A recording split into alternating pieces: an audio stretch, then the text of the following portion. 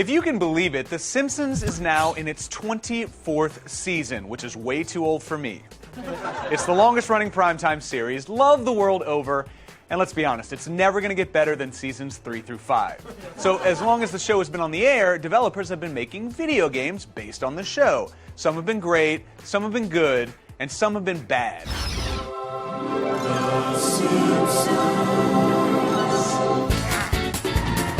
All hail the Simpsons.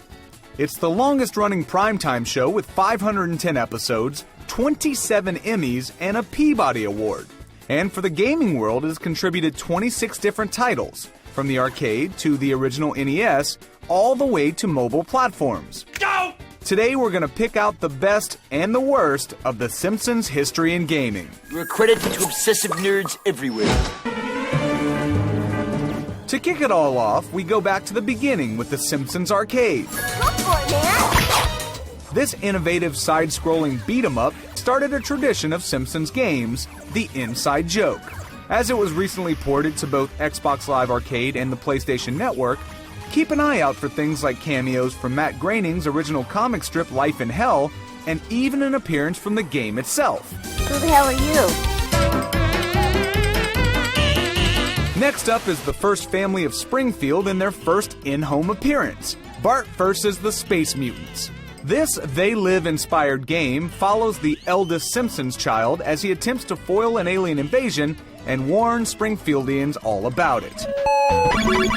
In a time before save files, the sheer difficulty of the puzzles and controls made this game a Sisyphean ordeal in restarting over and over and over.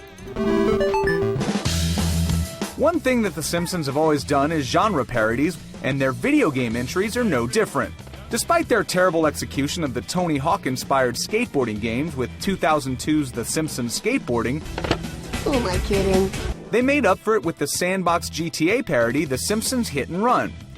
With a plot crammed with zombies, aliens, cola, and crashes all wrapped up in an intergalactic reality show, it's no wonder the game was one of the highest reviewed in the history of the Simpsons video games franchise. As soon as I'm done scratching myself, your history!